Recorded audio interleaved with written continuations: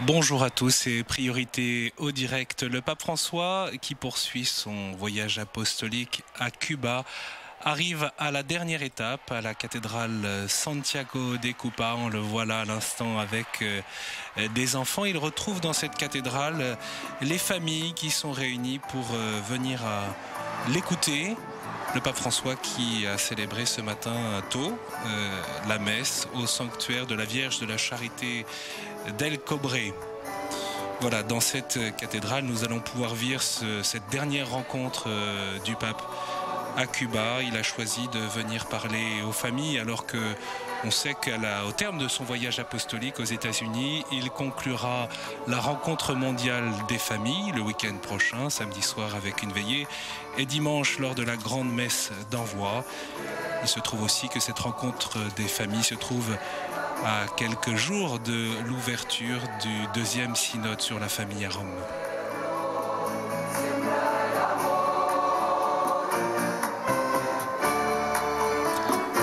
Santiago, c'est la deuxième ville plus importante du pays en termes de population avec 400 000 habitants. Une histoire longue, hein. La capitale du pays, ce fut la capitale du pays de 1515 à 1607. Et l'architecture de la cathédrale renvoie à la richesse de l'histoire de la culture dans cette ville qui a fêté le 1er août dernier le 500e anniversaire de sa fondation.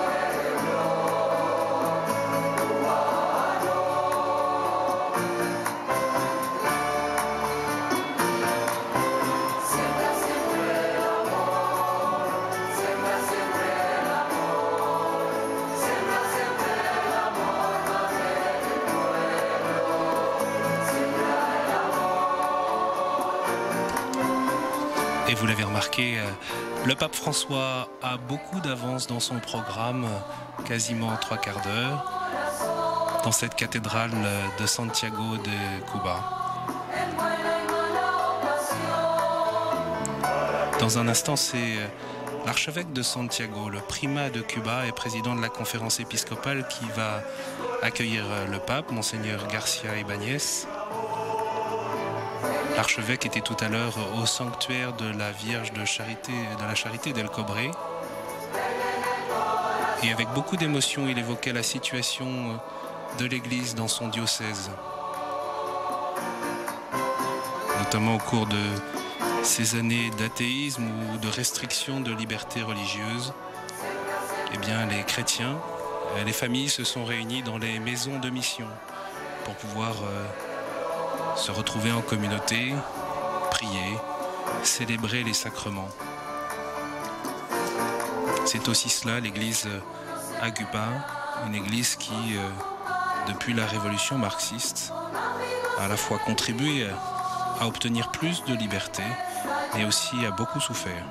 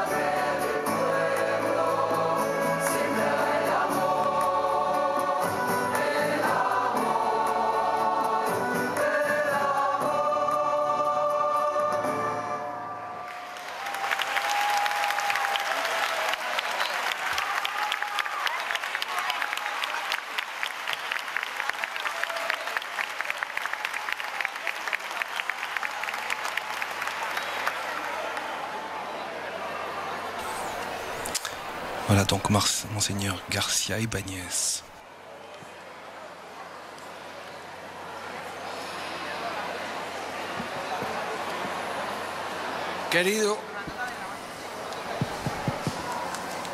Querido Santo Padre, Cher Saint-Père, nous vous recevons avec beaucoup d'affection dans cette sainte basilique métropolitaine, cathédrale de Santiago de Cuba. En 2017, ce diocèse fêtera les 500 ans de sa fondation. Déjà, en 1522, on a commencé à construire la première cathédrale de Cuba, sur le lieu même où nous vous accueillons aujourd'hui. Saint Antonio Maria Claret, exemple de missionnaire et pasteur, fut l'un de mes prédécesseurs dans ce siège. Cela nous honore, mais surtout cela nous engage. Cette terre compte 500 ans de présence permanente de l'Évangile.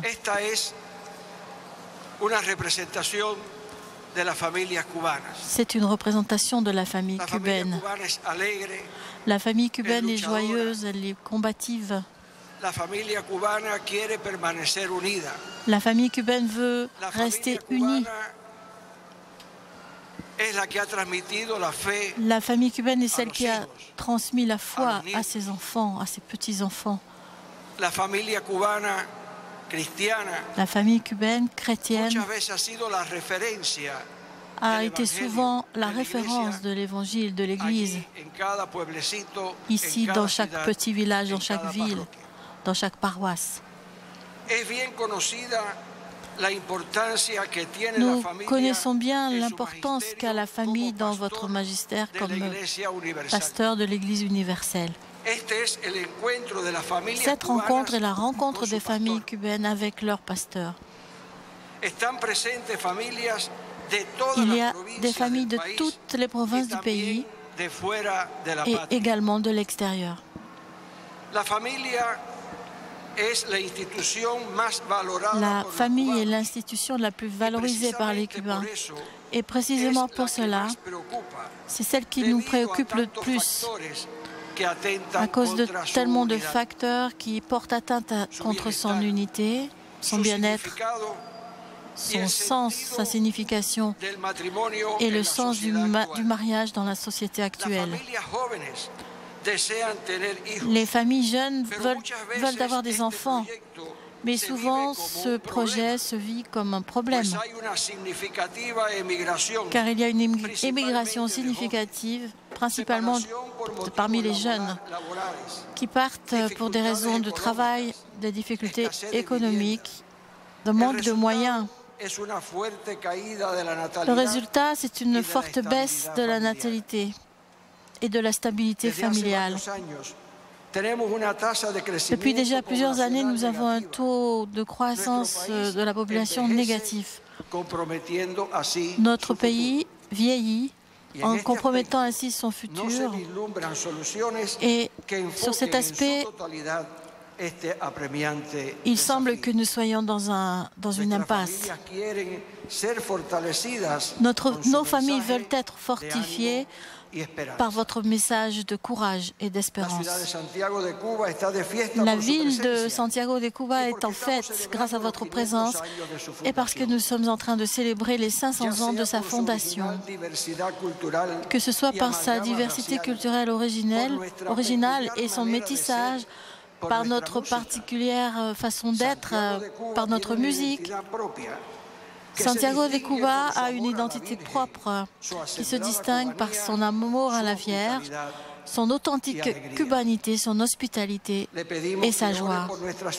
Nous vous demandons de prier pour notre ville et de la bénir. Bienvenue, Saint-Père, dans notre cathédrale et dans notre ville.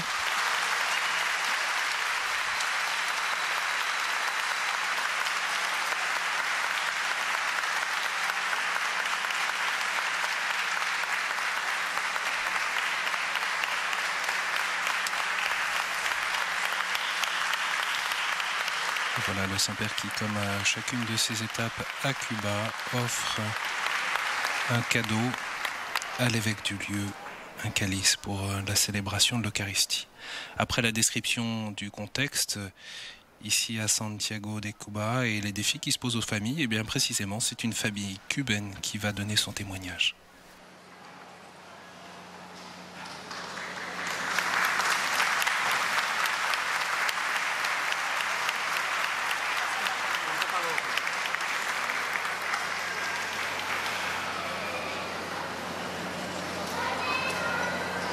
Querido Santo Padre. Cher Saint-Père, Querido Santo Padre. cher Saint-Père, au nom des familles cubaines, nous vous souhaitons la bienvenue dans cette ville bien-aimée et dans cette sainte basilique métropolitaine, cathédrale de Santiago de Cuba. Votre présence ici pour partager ce moment de grâce avec nous remplit de joie, d'une joie immense tous les Cubains et particulièrement les familles qui vous attendent comme missionnaires de la miséricorde. Nous connaissons et nous vous remercions de votre préoccupation pour les familles du monde entier et particulièrement pour les membres les plus vulnérables de ceux qui la composent, les enfants, les personnes âgées. Nous vous remercions de votre défense de la vie depuis la conception jusqu'à son terme naturel, pour défendre également toujours le droit des parents à l'éducation de leurs enfants en tant que leurs premiers formateurs, et pour défendre la nécessité que par un travail honnête, ils puissent s'occuper dignement de ceux qui les ont confiés. Saint-Père, priez pour nous, pour que nous puissions mener à bien notre mission d'église domestique, dans lesquelles nous pouvons apprendre à aimer sans condition, à nous respecter les uns les autres, en prenant en compte les différences légitimes qui nous enrichissent, appuyer et obtenir la réussite des aspirations de chacun de ses membres, et ainsi tous grandir en tant que personnes et avoir la capacité de pardonner et de réconcilier pour être des instruments de paix et de miséricorde dans le sein de la famille et de la société. Nous voulons, Saint-Père, écouter votre message d'espoir et recevoir votre bénédiction. De notre part, nous vous assurons de notre prière pour vous et pour votre mission, et nous vous recommandons à la protection de notre Mère et notre Sainte Patronne, la Vierge de la Charité. Que Dieu vous bénisse. Amen.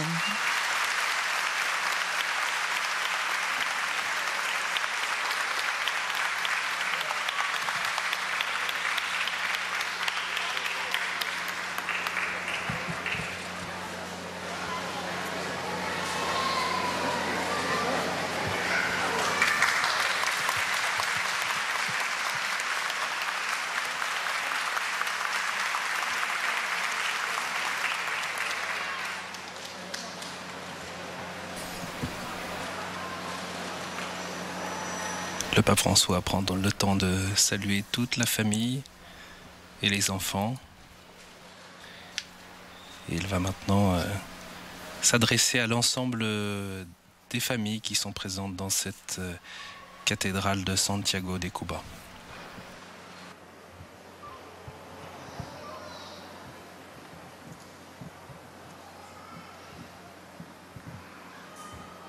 Vamos a darle un saludo a nuestro hermano que habló, cumple 36 años hoy. Maintenant, nous saluons notre frère qui vient de parler.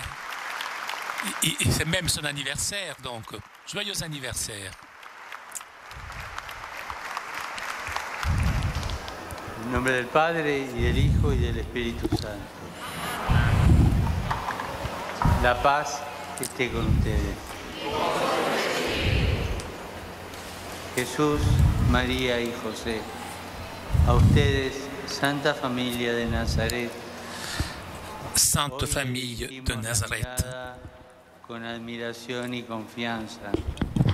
Aujourd'hui, nous adressons le regard avec admiration et confiance en vous, nous contemplons la beauté de la communion dans le véritable amour.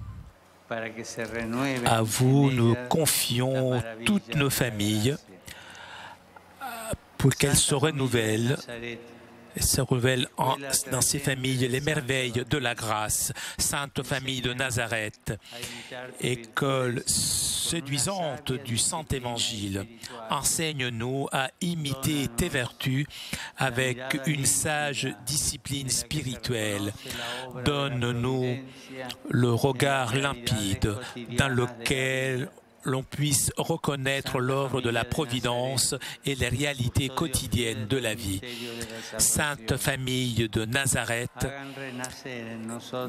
gardien fidèle du mystère du salut, fais renaître en nous le goût pour le silence. Fais de nos familles de cénacles de prière et transforme-les en petite église domestique. Renouvelle le souhait de la sainteté, soutient la noblesse du travail, de l'éducation, de l'écoute, de la compréhension réciproque et du pardon. Sainte Famille de Nazareth, rend à notre société la conscience du caractère sacré et inviolable de la famille, bien inestimable et irremplaçable. Que chaque famille soit une habitation accueillante de bonté et de paix pour les enfants, pour les personnes âgées, pour les malades, pour ceux qui sont seuls, pour les pauvres, ceux qui sont dans le besoin. Jésus, Marie et Joseph, nous vous prions avec confiance et nous nous mettons avec joie sous votre protection.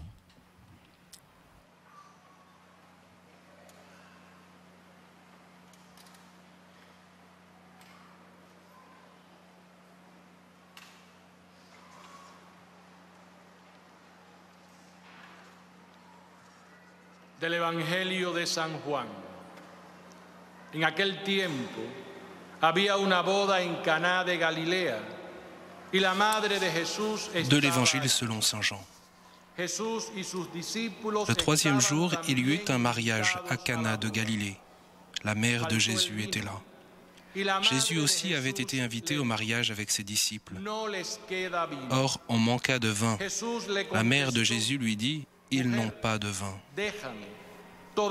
Jésus lui répond: femme, que me veux-tu? Mon heure n'est pas encore venue. Sa mère dit à ceux qui servaient: tout ce qu'il vous dira, faites-le. Or, il y avait là 6 jarres de pierre pour les purifications rituelles des Juifs. Chacune contenait 2 à 3 mesures. Jésus dit à ceux qui servaient: remplissez d'eau les jarres. Et ils les remplirent jusqu'au bord. Il leur dit: maintenant puisez et portez-en au maître du repas. Et lui en portèrent. Et celui-ci goûta l'eau changée en vin. Il ne savait pas d'où venait ce vin, mais ceux qui servaient le savaient bien, eux qui avaient puisé l'eau. Alors le maître du repas appelle le marié. Et il lui dit: tout le monde sert le bon vin en premier, et lorsque les gens ont bien bu, on apporte le moins bon. Mais toi, tu as gardé le bon vin jusqu'à maintenant. Tel fut le commencement des signes que Jésus accomplit. C'était à Cana de Galilée. Il manifesta sa gloire et ses disciples crurent en lui.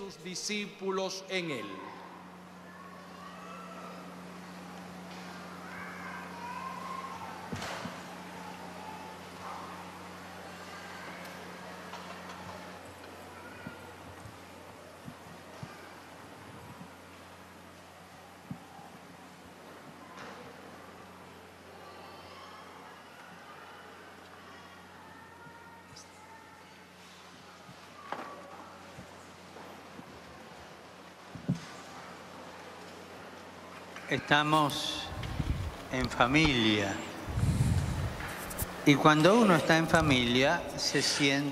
Nous sommes en famille. Et lorsqu'on est en famille, on se sent chez soi. Merci à vous, famille cubaine. Merci, Cubains, de faire que je me sente tous les jours en famille, de faire que je me sens chez moi. Merci. Merci pour tout cela. Cette rencontre avec vous est comme la cerise sur le gâteau. Terminer ma visite par cette rencontre en famille est un motif de rendre grâce à Dieu pour la chaleur qui émane de personnes qui savent recevoir, qui savent accueillir, qui savent faire sentir qu'on est chez soi. Merci. Merci à tous les Cubains. Je remercie Monseigneur Dionisio Garcia, archevêque de Santiago, pour les salutations qu'il m'a adressées au nom de vous tous.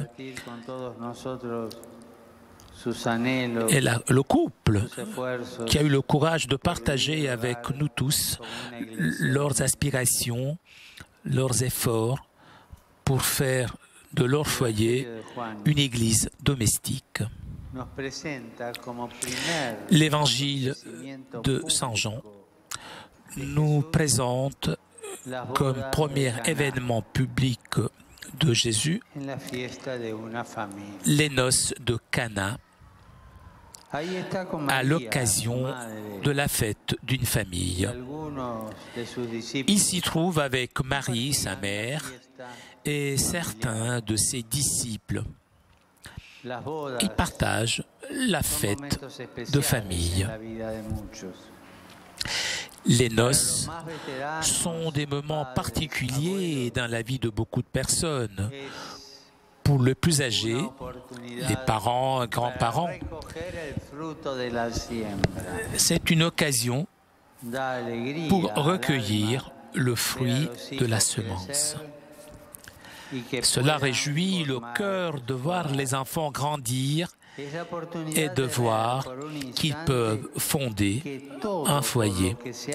C'est l'occasion de voir tout d'un coup que tout ce pourquoi on a lutté en valait la peine. Accompagner les enfants, les soutenir, les stimuler, pour qu'ils puissent avoir le courage de construire leur vie, de former leur famille, est un grand défi pour tous les parents. D'autre part, la joie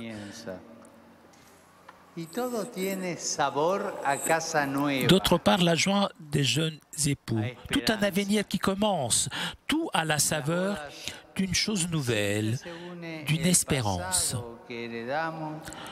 Lors des mariages, le passé dont nous héritons et l'avenir qui nous attend s'unissent toujours.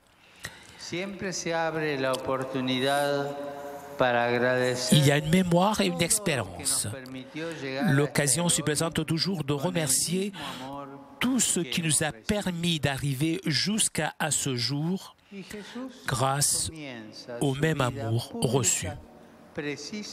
Et Jésus commence sa vie publique justement à la faveur d'un mariage. Il s'en sert dans cette histoire de semences et récoltes, de rêves et de recherches, d'efforts, d'engagement, de travaux ardus qui ont labouré la terre pour que celle-ci donne son fruit. Jésus commence sa vie dans une famille, dans un foyer. Et il est au cœur de nos foyers où constamment il continue de s'insérer. Lui continue d'être une partie prenante à rentrer dans les familles. Il est intéressant d'observer comment Jésus se manifeste aussi par la nourriture au cours des dîners, manger avec diverses personnes, visiter diverses maisons, a été une occasion privilégié par Jésus pour faire connaître le projet de Dieu. Il va dans la maison de ses amis, Marie et Marthe, mais il n'est pas sélectif. Peu lui importe s'ils sont publicains ou pécheurs comme Zaché. Il va chez Zaché. Non seulement il agissait ainsi, mais en envoyant ses disciples annoncer la bonne nouvelle du royaume de Dieu, il leur a dit « Restez dans la maison où l'on vous reçoit, mangeant et buvant ce que l'on vous sert. » Mariage, visite dans les familles, dîner, ces moments ont certainement quelque chose de spécial dans la vie des personnes pour que Jésus choisisse de s'y manifester justement là. Je me rappelle que dans mon précédent diocèse, beaucoup de familles me disaient que l'unique moment qu'elles avaient pour être ensemble était normalement le dîner, le soir, après le travail, et lorsque les enfants avaient terminé leurs devoirs pour l'école. C'était un moment spécial de la vie familiale. On parlait de la journée, de ce que chacun avait fait. On mettait de l'ordre dans la maison, on rangeait les vêtements, on programmait les tâches importantes pour les jours suivants. Les enfants discutaient et se disputaient, mais c'était beau. Ce sont des moments où l'on arrive aussi fatigué, si bien que l'une ou l'autre discussion, l'une ou l'autre querelle voit le jour, entre mari et femme par exemple. Cela arrive, mais il ne faut pas avoir peur. Ça arrive cela. J'ai plus peur des mariages où il n'y a jamais de querelle, les gens ne se disputent jamais. C'est rare, c'est étrange. Jésus choisit ces moments pour nous montrer l'amour de Dieu. Jésus choisit ces espaces pour entrer dans nos maisons et nous aider à découvrir l'esprit vivant et agissant dans notre vie quotidienne.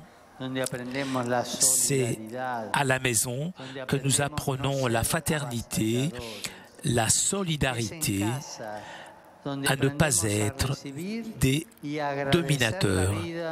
C'est à la maison que nous apprenons à recevoir la vie et à être reconnaissant comme une bénédiction. Et c'est là que nous apprenons que chacun a besoin des autres pour aller de l'avant.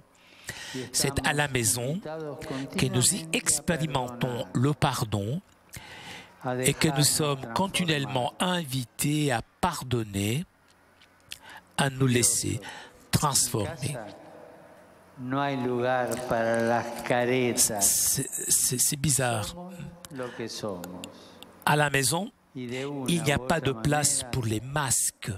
Nous sommes ce que nous sommes. Et d'une manière ou d'une autre, nous sommes invités à chercher le meilleur pour les autres. C'est pourquoi la communauté chrétienne désigne les familles d'un nom d'église domestique, parce que c'est dans la chaleur du foyer que la foi imprègne chaque coin, illumine chaque espace, construit la communauté. Car en ces moments, c'est comme si les personnes apprenaient à découvrir l'amour concret et agissant de Dieu. Dans beaucoup de cultures, Aujourd'hui, ces espaces disparaissent progressivement. Ces moments en famille sont en train de disparaître. Peu à peu, tout conduit à la séparation, à l'isolement. Les moments passés en commun pour être ensemble, pour être en famille deviennent rares. Donc, on ne sait pas attendre. On ne sait pas demander l'autorisation, ni pardon, ni dire merci. Parce que la maison se vide progressivement. Pas vide de gens, mais vide de relations, vide de contacts. Elle se vide de rencontres. Les parents, les grands-parents, les neveux, les frères, les petits-enfants. Récemment, quelqu'un qui travaille avec moi m'a raconté que son épouse et ses enfants étaient partis en vacances et qu'il était resté seul, puisqu'il devait travailler. Le premier jour, la maison était toute silencieuse, en paix. Il était heureux. Rien n'était désordonné. Le troisième jour, quand je lui ai demandé comment il allait, il me répond « Je voudrais qu'ils reviennent déjà tous ». Il sentait qu'il ne pouvait vivre sans son épouse et ses enfants. C'est ça que je veux dire. Sans famille, sans la chaleur du foyer, la vie devient vide.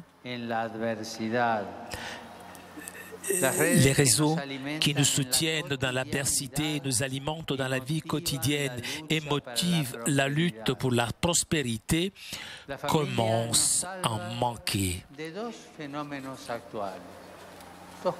La famille nous sauve de deux phénomènes actuels, deux choses qui arrivent aujourd'hui.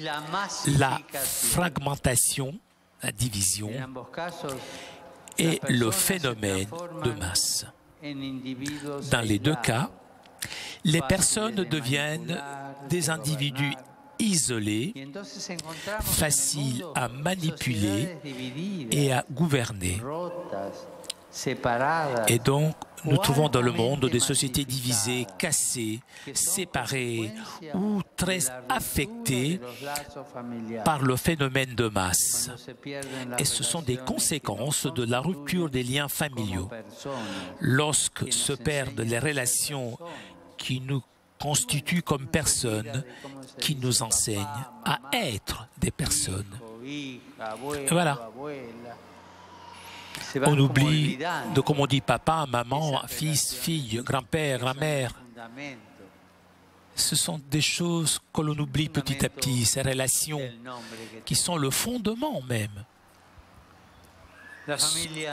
Fondement du nom que nous avons. La famille est école d'humanité qui enseigne à avoir à cœur les besoins des autres, à être attentif à la vie des autres. Lorsque nous vivons bien en famille, les égoïsmes deviennent tout petits. Il existe parce que nous avons toujours quelque chose d'égoïste en nous.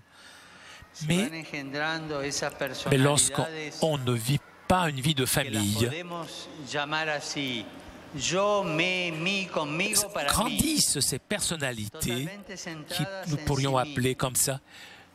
Moi, pour moi et uniquement pour moi, uniquement centré sur moi-même. Donc il n'y a plus de solidarité, il n'y a plus de fraternité, le travail en commun, d'amour, de discussion aussi entre frères. Ça n'existe plus, il n'y a plus tout cela. Malgré tant de difficultés, comme nos familles en sont aujourd'hui affectées, n'oublions pas une chose, s'il vous plaît. N'oublions pas cela. Les familles ne sont pas un problème. Elles sont d'abord une opportunité.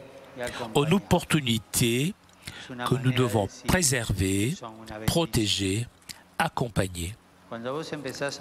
C'est une façon de parler. Ils sont une bénédiction.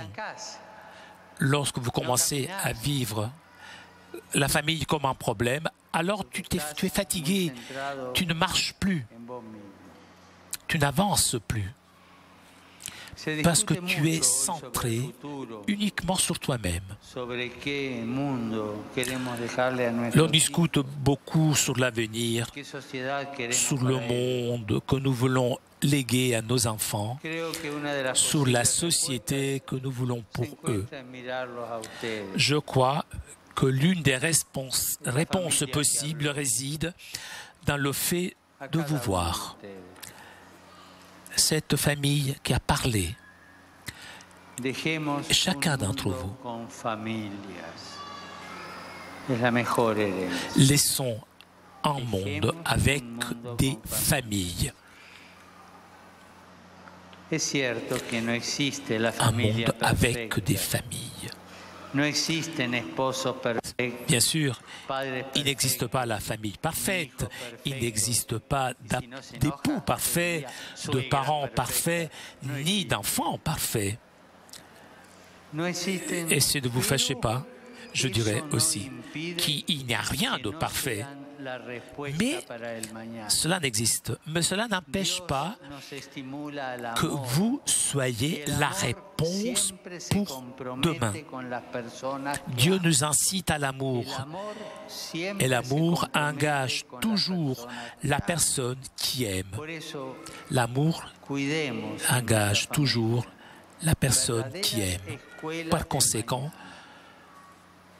prenons soin de nos familles, puisqu'elles sont des véritables écoles de demain. Prenons soin de nos familles, véritable espace de liberté. Prenons soin de nos familles, véritable centre d'humanité.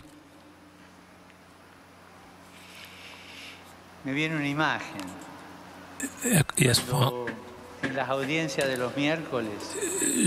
j'ai une image qui me vient. Lorsque, dans l'audience du mercredi, je salue les pèlerins, les fidèles.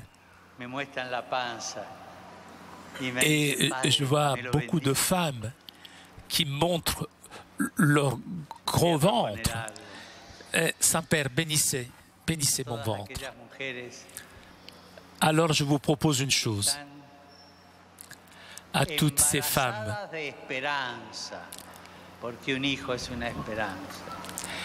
qui sont enceintes d'espérance, puisque le Fils est une espérance, qu'à ce moment-là, ils doivent toucher leur ventre. Si quelqu'un est ici, faites-le ici. Mais ceux qui m'écoutent à la radio, à la télévision, et à chacune d'entre elles, à chaque enfant qui a dans le ventre, je donne ma bénédiction. Chacune doit toucher son ventre et je donne ma bénédiction.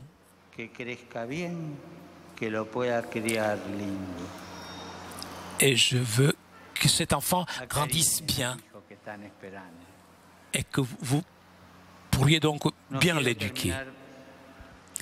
Caressez cet enfant que vous attendez. Je ne saurais terminer sans faire mention de l'Eucharistie. Vous avez dû vous rendre compte que Jésus veut utiliser comme lieu de son mémorial un repas. Il choisit comme espace de sa présence parmi nous un moment concret de la vie familiale. Un moment vécu et que tous peuvent comprendre, le dîner. L'Eucharistie est le repas de la famille de Jésus qui, par toute la terre, se réunit pour écouter sa parole et se nourrir de son corps. Jésus est le pain de vie de nos familles. Il veut être présent en nous, nous alimentant de son amour et nous soutenant de sa foi, en nous aidant à marcher avec son espérance, pour qu'en toutes circonstances, nous puissions expérimenter qu'il est le vrai pain du ciel. Dans quelques jours, je participerai avec les familles du monde entier à la rencontre mondiale des familles et, dans moins d'un mois, au synode des évêques qui a comme thème la famille. Je vous invite à prier. Je vous invite à prier spécialement pour ces deux intentions, pour que nous sachions tous nous aider à prendre soin de la famille, pour que nous sachions continuer à découvrir l'Emmanuel, c'est-à-dire le Dieu qui vit au milieu de son peuple, en faisant de chaque famille et de toutes les familles son foyer. Je compte sur vos prières. Merci.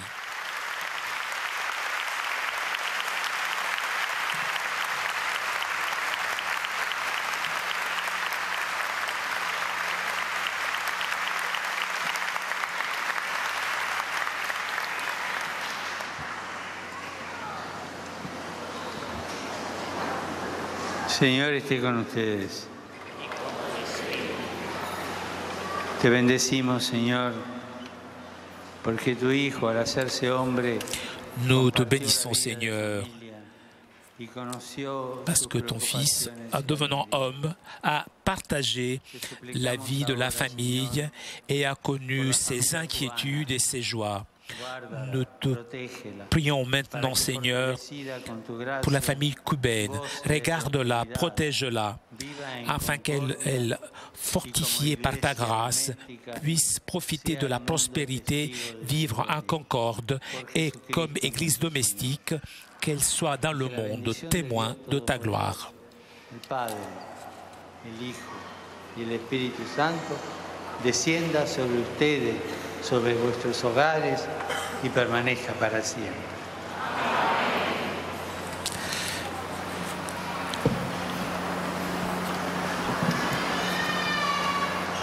Santo Padre,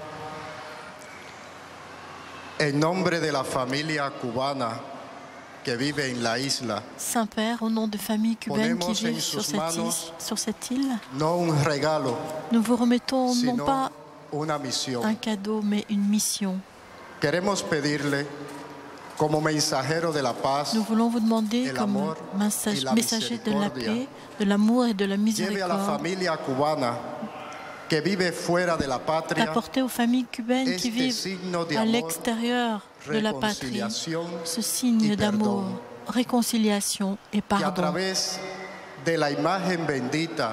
Et à travers cette image sacrée de notre Mère du ciel, qu'elle arrive et donne à nos frères. La charité nous unit.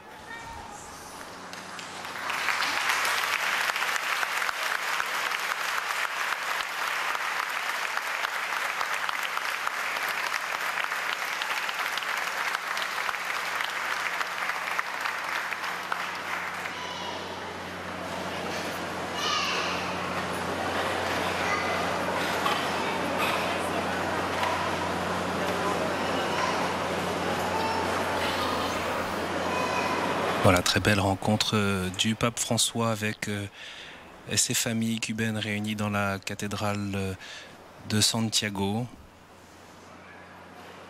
Le pape François qui demande de ne pas oublier que les familles ne sont pas un problème, elles sont d'abord une opportunité. La famille est école d'humanité. Sans famille, sans la chaleur du foyer, la vie devient vide. Et c'est pourquoi la communauté chrétienne désigne les familles du nom d'église domestique, parce que c'est dans la chaleur du foyer que la foi imprègne chaque coin, illumine chaque espace et construit la communauté.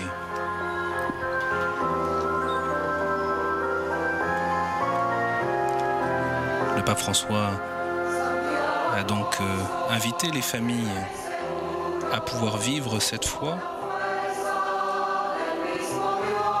La famille, véritable école de demain, véritable espace de liberté.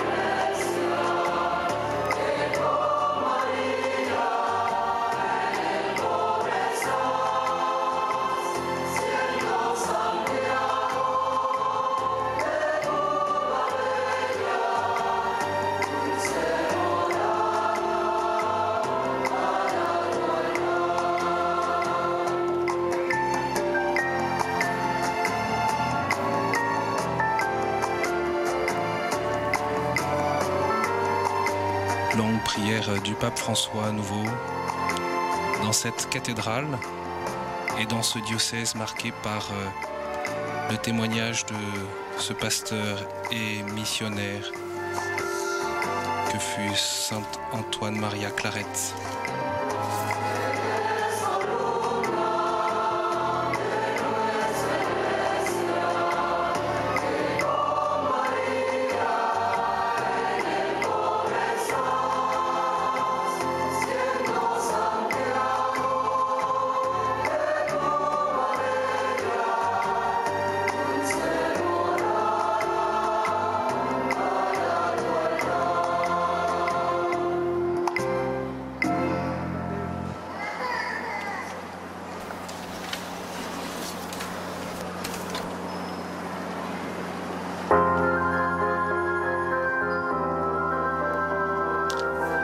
Voilà le pape François qui s'est recueilli donc devant la figure de Saint Jacques, Santiago de Cuba.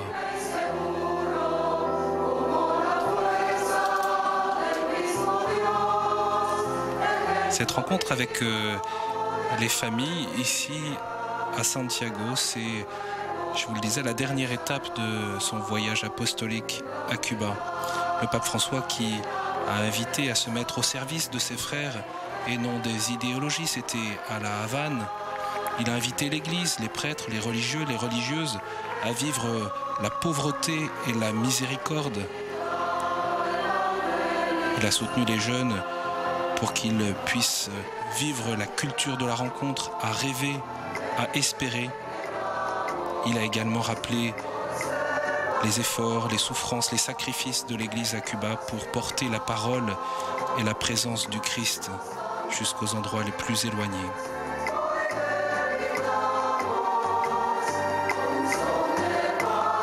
Au sanctuaire de la Vierge de la Charité, patronne de Cuba, mère de la nation, le pape François a rappelé combien la Vierge Marie les invitait à suivre, à aller au-dehors,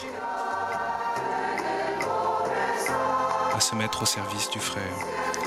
Et maintenant aux familles, il a donné cette invitation à rentrer dans la dimension eucharistique.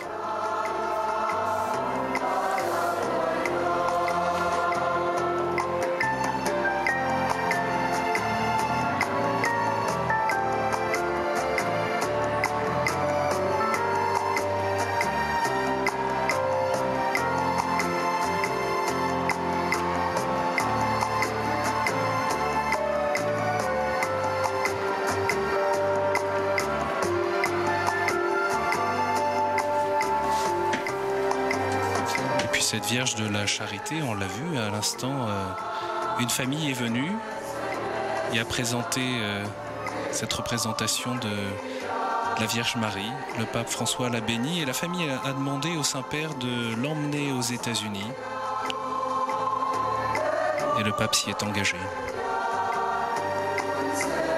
C'est aussi un signe concret à l'égard de tous ceux qui sont en exil encore aujourd'hui, ou alors qui ont dû quitter ou choisi de quitter le pays.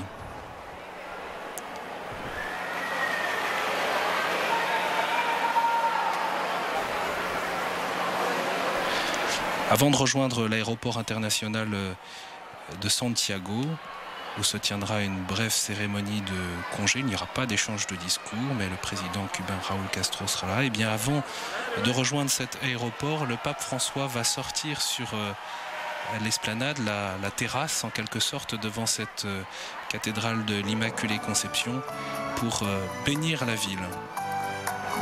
Et vous pouvez voir d'ailleurs qu'il y a du monde dans la cathédrale, mais il y a aussi une foule dehors.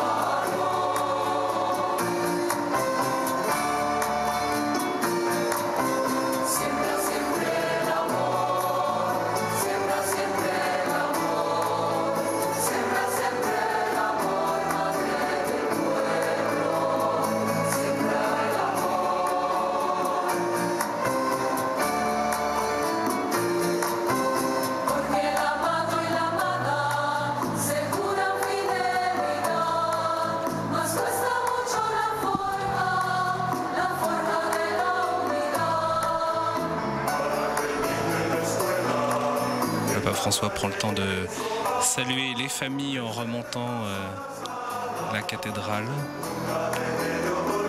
De fait, par rapport à son programme et l'horaire officiel annoncé, il a près d'une heure d'avance.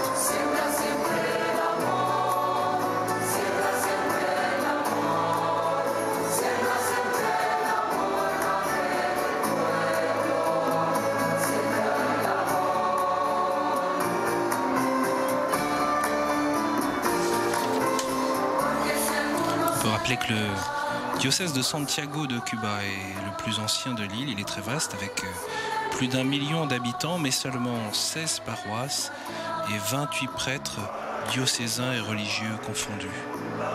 C'est aussi les conséquences du manque de liberté religieuse. 24% de la population est catholique. La tâche missionnaire est donc très vaste. Le pape François va donc maintenant procéder à la bénédiction à la fois de la foule mais aussi de la ville de Santiago.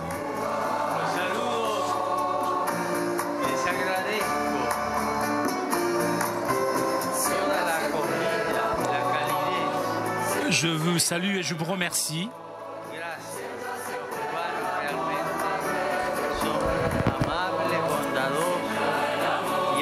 Je salue toutes vos communautés. Merci de votre chaleur. J'étais chez vous comme chez moi. Merci de votre proximité et votre affection. Je voudrais encore vous dire un mot d'espérance.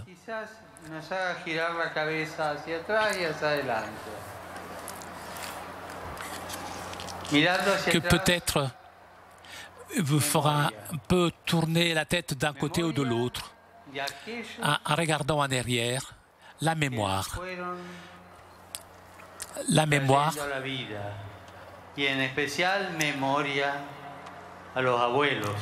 de ceux qui nous ont donné la vie et tout particulièrement la mémoire des grands-parents. Un grand merci. Saluons les grands-parents. Il ne faut pas négliger les grands-parents. Les grands-parents sont notre mémoire vive. Et en regardant en avant, les enfants et les jeunes qui sont la force d'un peuple, un peuple qui a soin des grands-parents et qui a soin des enfants, des jeunes, aura le triomphe assuré. Que Dieu vous bénisse. Et permettez-moi de vous accorder ma bénédiction à une seule condition. Vous devrez payer quelque chose. Je vous demande de prier pour moi.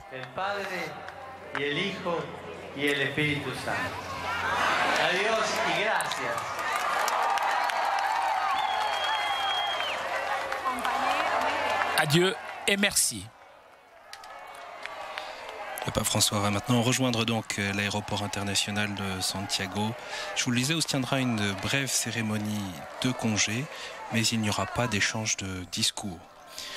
Prochaine étape pour ce voyage apostolique, le plus long du pontificat du pape François, c'est donc les États-Unis. Le pape François s'envolera vers les États-Unis aux alentours de 12h30, heure locale, soit 18h30, heure de Paris. Vers donc les États-Unis, il sera attendu et accueilli à 16h, heure locale à Washington, sur la base militaire d'Andrews, soit 22h à Paris. Il sera accueilli par le président Barack Obama et la première dame. Nous serons bien sûr en direct pour vivre cette première visite du pape François aux États-Unis. Merci au CTV pour ces images, à Valérie Folco et Flavio Esposito pour leur traduction et à l'équipe de KTO mobilisée autour de ce voyage.